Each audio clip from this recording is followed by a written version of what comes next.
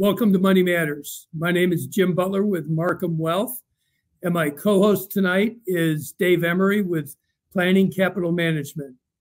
Welcome, Dave. Again. So how have you been? Doing well amidst the little bit of uncertainty that's taking place in the market. Before we bring on our special guest today, why don't we touch on a few of the maybe major storm clouds that we are faced with this year. And while we don't like to date ourselves with the timing of the show, certainly these are the type of storm clouds, so to speak, that aren't going to go away overnight. Right. Maybe we touch on a couple of what those major issues are, and then how clients are dealing with them. So what would you put at the top of the list? Oh, my goodness. So I think, and this isn't dating the show at all from the standpoint, inflation. I mean, we've been talking about it for a little while, like back in 2021. And certainly it's something that's not going away, overnight.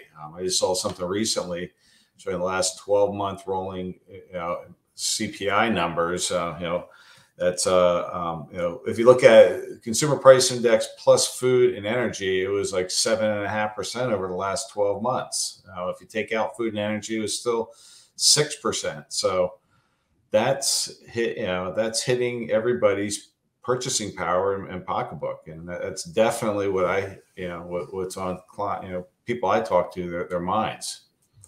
How about you? No doubt. Yeah, no doubt. And I think just looking at food and energy, those are two major components that, virtually everybody in society today is faced with, right, at some level, somehow. And, that story, for better or worse, is really not going to get fixed in the short term. We've really, have our work cut out for us. And I think we all need to exercise a big dose of patience in order to kind of get on the other side of this.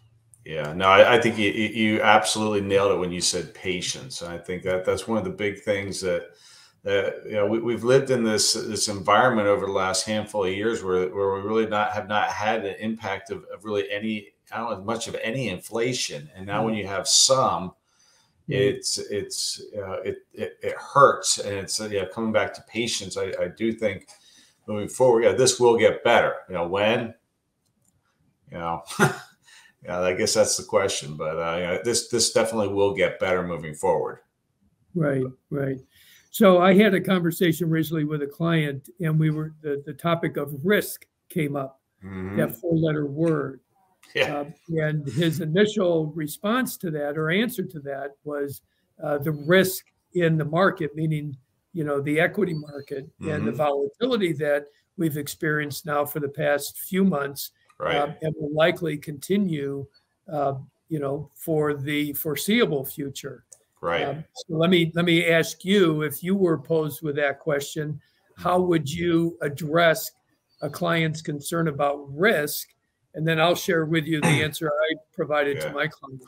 So it's interesting. I might pivot a little bit off of this, but risk. And when you said risk, I recently had a client that came on board, about 6-8 months ago, and he wanted to be all in equities. And I kind of talked through him with risk and volatility. And the short story on him is we did not invest completely in equities after talking through it.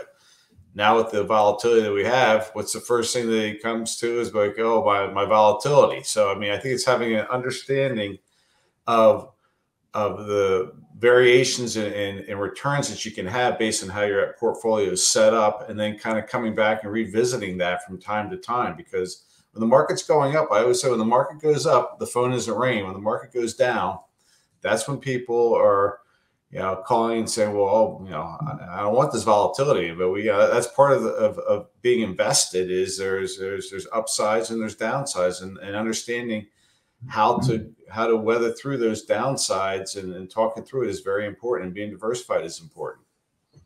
Yes. Yeah.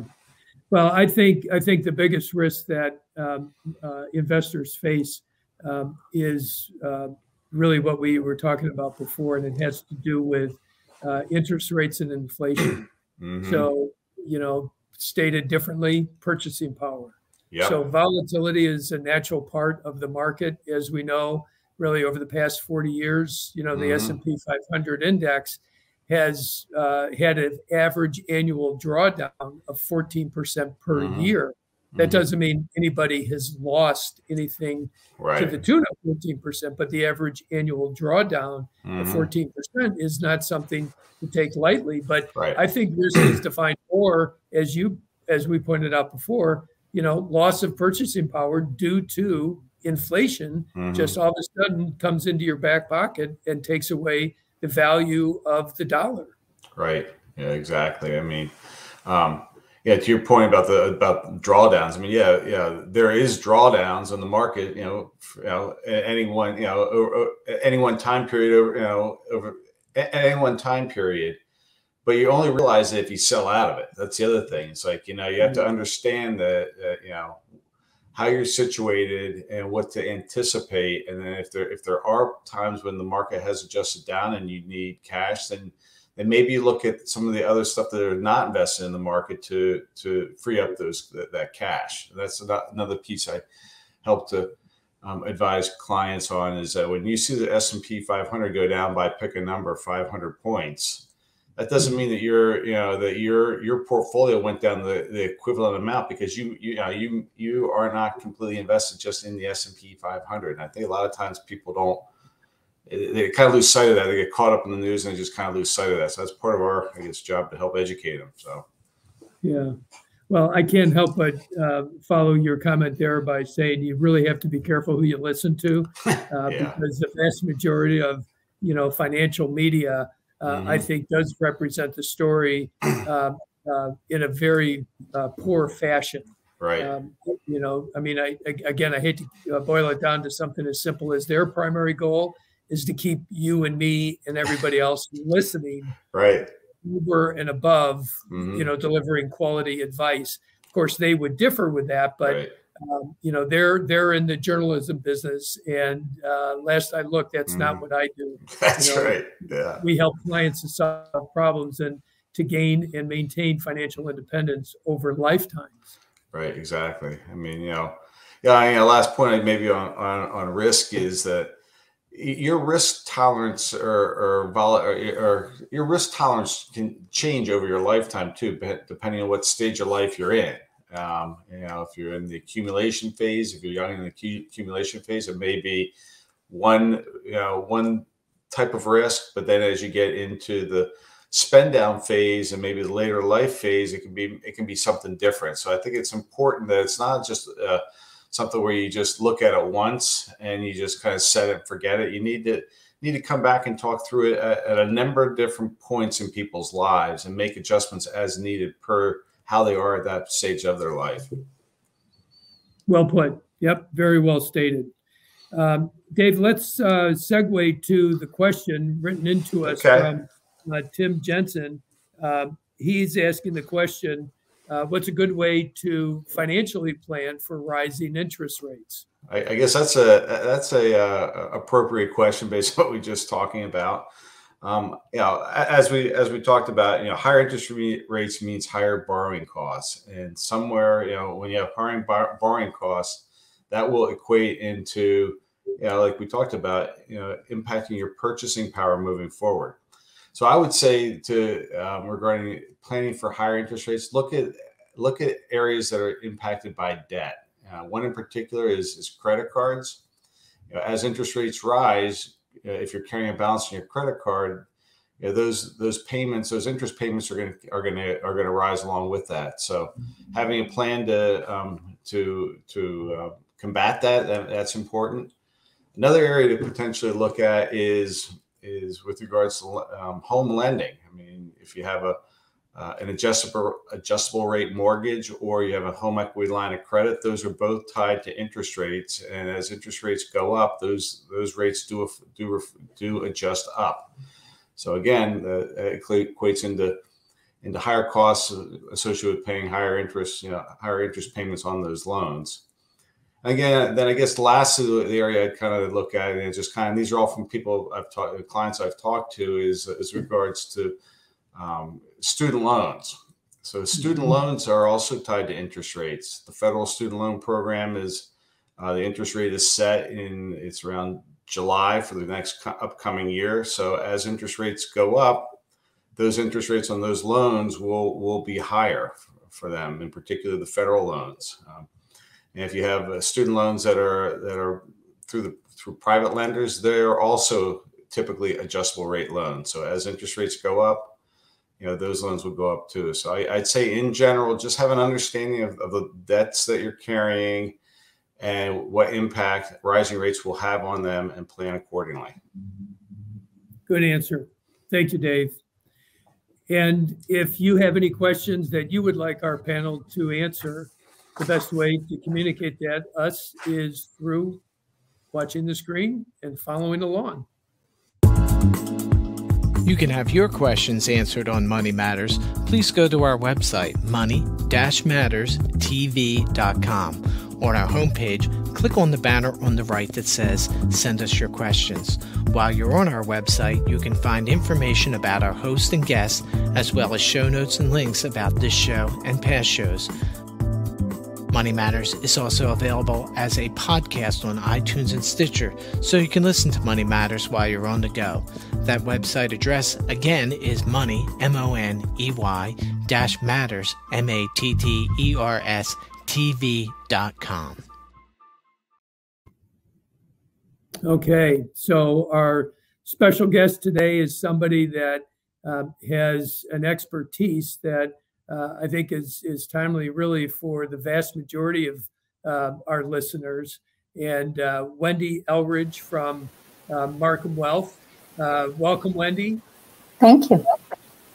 And so maybe to set the stage before we ask you a few questions about the retirement plan marketplace, is maybe provide a brief sketch of your background and how long you've been involved with retirement plans. Thank you, Jim. It's interesting because, when my kids try to introduce what their mom does, basically all they can say is, she does something with people's monies. And so, truly what I describe my role as is a 401k advisor. So day in and day out, all I do is help either plan sponsors or help employees specifically with their 401k plan. And as you mentioned, for probably 85% of people in this country today, it's the only mechanism for people to put away for their retirement. Right. So, Wendy, I'm curious, do you know a percentage of the working force, say, in the United States that participate in a 401k plan? Well, that's a little bit of a difficult question, Jim, because the problem is that about a third of the people in this country today don't have access to contribute to a 401k plan. So we take out that third of the population, and then from there, it is really kind of dependent upon what kind of industry, what kind of, makeup is of that employee base. And so it really does come down to, differentiation between a lot of different aspects. But again, the biggest problem is that a third of people in this country today just don't have access to some kind of retirement plan.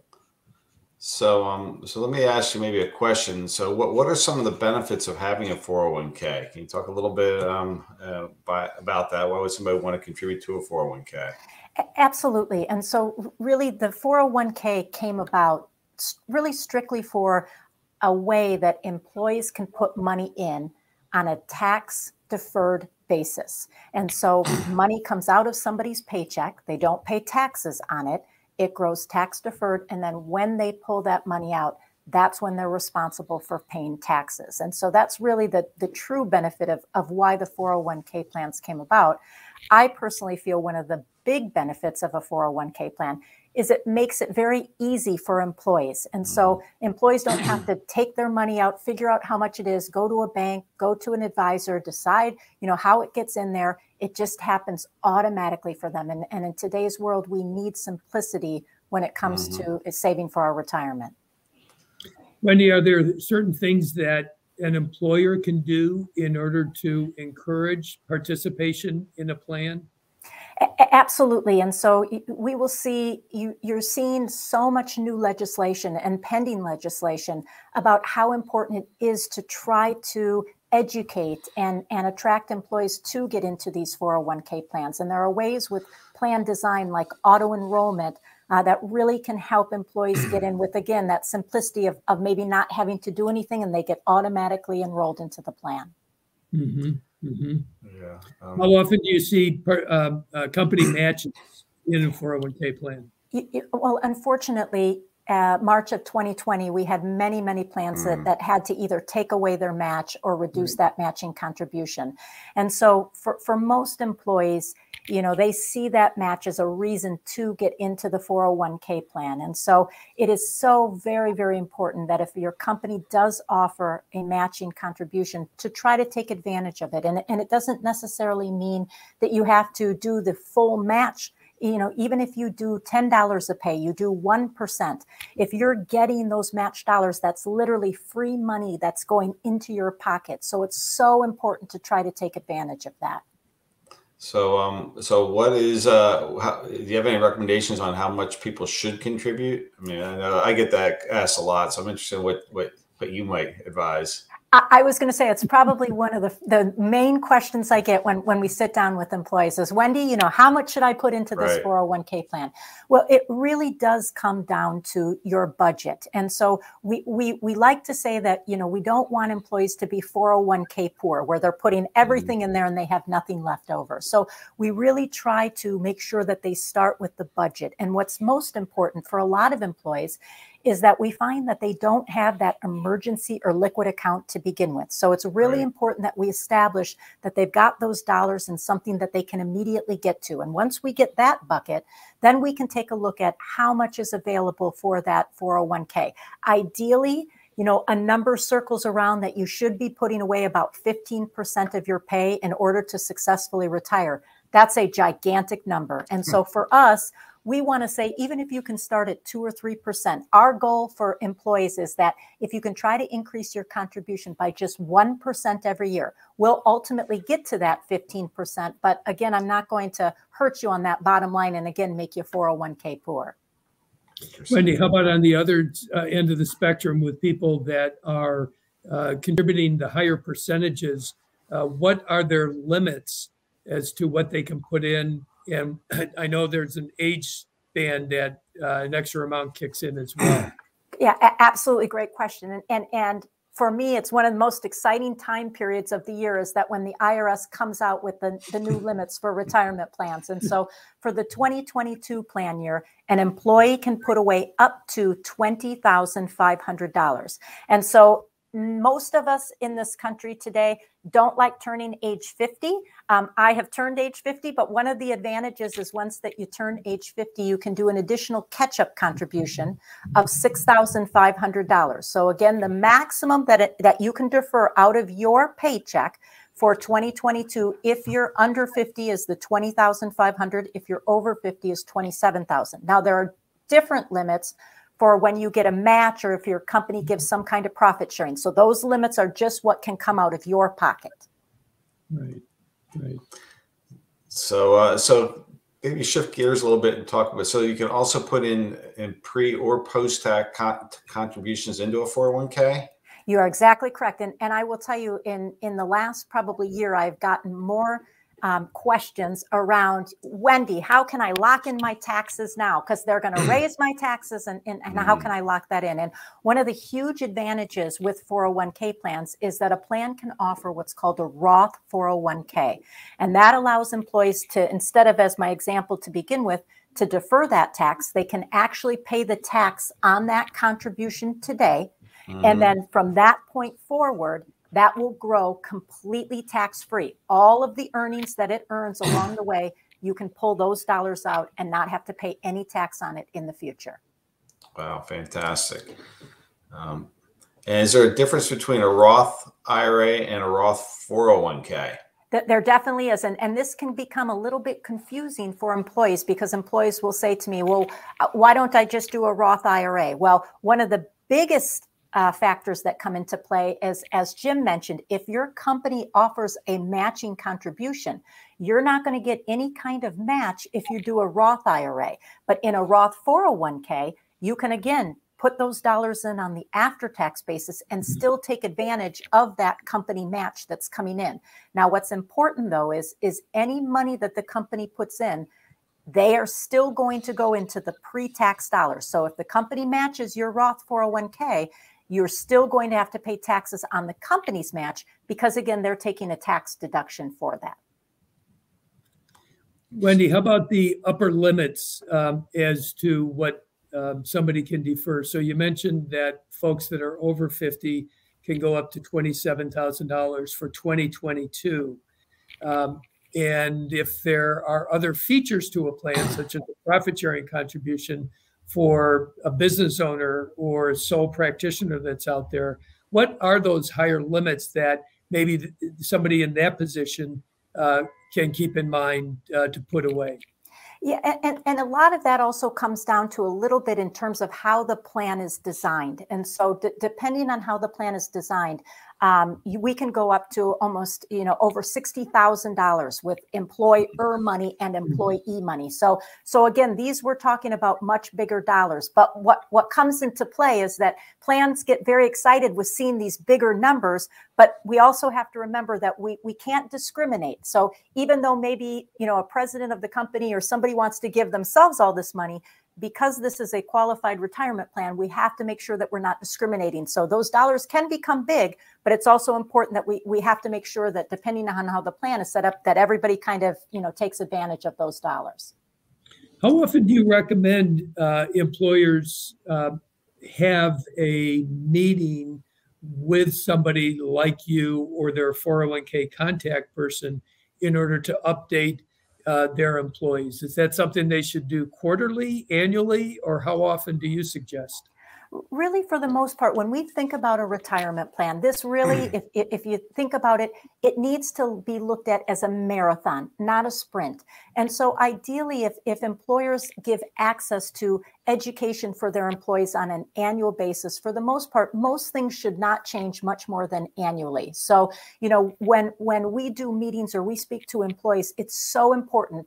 One of the first things that we talk about is beneficiaries. Is your beneficiary up to date? Do you have your beneficiary on file? Is it current? Not only on your 401ks, but your IRAs, your life insurance policies, those kinds of things. What are you deferring today? Is it time that we can increase that contribution?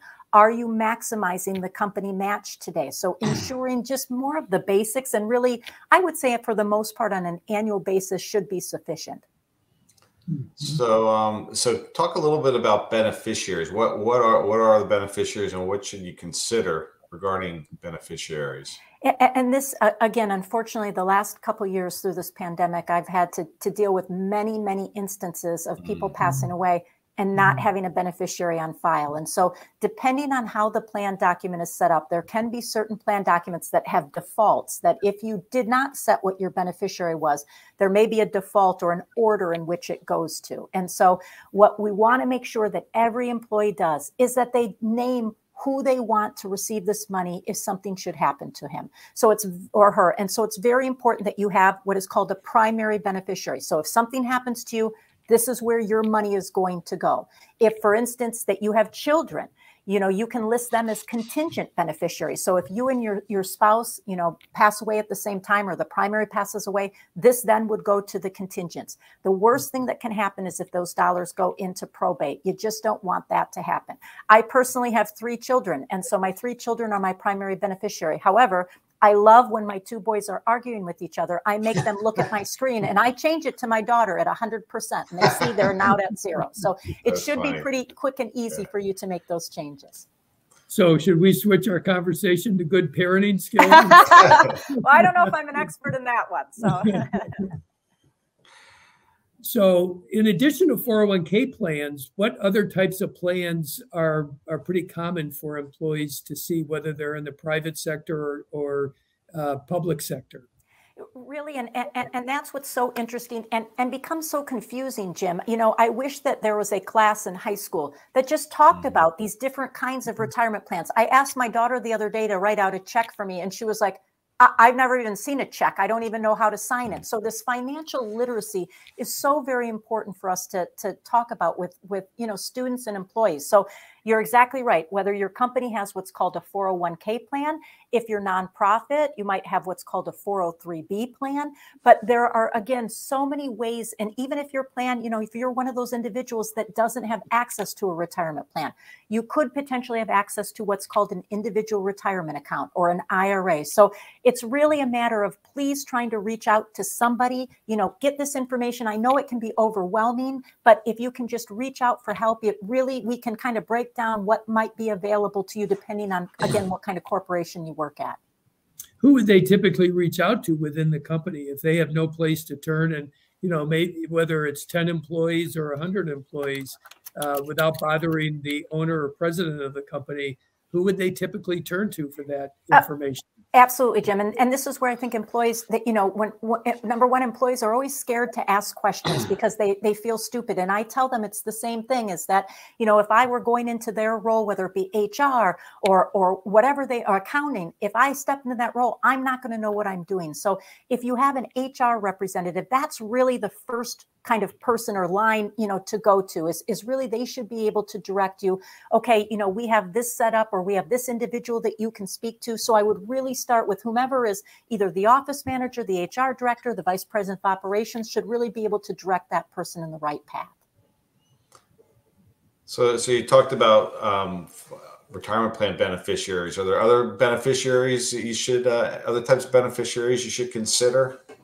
Absolutely. And so again, not only in your 401k plans, your IRAs, want to remember life insurance. And a lot of times we've been talking a lot about, employees have been coming to us saying, do we need to get a trust? Wendy, I need to get a trust established. Well, we hadn't even gotten a will established yet or a beneficiary on the account. So there's kind of that order. And again, someone like you, Dave, I think is exactly kind of that individual that you want to speak to really understand, do you need a trust, or do we really just need a will today? So it's important to understand all of those different aspects that you can do. Absolutely. So maybe the beneficiary story can somewhat be wrapped up by indicating that a beneficiary is the first the first best step that any of us can take. Go ahead and name a contingent, because life happens and you never know, you know, what will unfold, and you can always change it in the future. Absolutely. And please also, if you haven't looked at your beneficiaries for a while, it is imperative that you look at them, whether you got married, whether you have got divorced, whether you have children. It's always important to just double check those, especially if it's been a few years since that you've last looked at those. Yeah, great. Thank you, Wendy. Great advice, great insight. Thank you for your answers. And Dave, thanks for participating and solving the interest rate dilemma that we had earlier. Well, hopefully, I don't know if I solved it, but a little bit of advice. So. Our next guest is going to be Della Clark, who is the president of the Enterprise Center. Hope you enjoyed this show and listening to her show and others that we make available. And appreciate your time, and hopefully you've learned something today.